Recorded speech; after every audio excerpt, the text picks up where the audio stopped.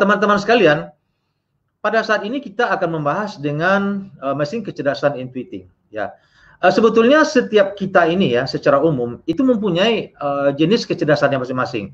Ada yang kecerdasannya kita sebut dengan kecerdasan linguistik, ada yang disebut dengan kecerdasan logika atau kecerdasan matematis, ada yang disebut dengan kecerdasan intrapersonal, ada yang kecerdasan interpersonal, ada yang disebut dengan kecerdasan musikal, ada yang disebut dengan kecerdasan spasial, ada yang disebut dengan kecerdasan kinestetik, kecerdasan naturalis. Nah, kesemua ini dirangkum oleh konsep Sitpin di dalam 5 mesin kecerdasan. Nah, itulah kita sebut dengan mesin kecerdasan sensing, thinking, insting, intuiting, dan feeling itu tadi. Nah, konsep sebuah mesin kecerdasan pada hari ini yang kita bahas adalah konsep mesin kecerdasan intuiting.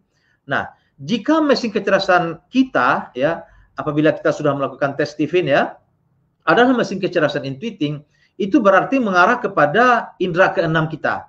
Nah, dan sekaligus menjadi otak kreatif kita yang posisinya berada di otak bagian atas ya, neokorteks sebelah kanan.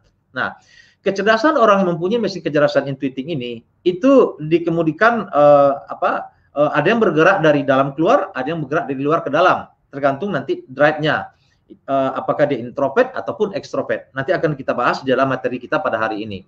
Nah, sifat kita sebagai seorang yang mempunyai mesin kecerdasan intuiting itu cenderung menjadi seorang yang istilahnya trendsetter ya, penentu tren. Nah, itu di lingkungan profesi kita. Nah, sistem operasi otak ini berada di belahan otak sebelah kanan sebagaimana yang saya sampaikan tadi. Kemudian jika dikaitkan dengan teori pada konsep Stephen, kekuatan orang intuiting itu adalah merupakan pada kecerdasan linguistik, musikal, dan interpersonal ya. Jadi kecerdasannya adalah di linguistik, musikal, dan interpersonal. Nah, ketiga jenis kecerdasan tersebut itu mengarah kepada kecerdasan kreativitas. Nah, atau creativity question ya. Nah, jadi keunggulan dan kekuatan daripada seorang mempunyai mesin kecerdasan intuiting ini adalah pada imajinasinya.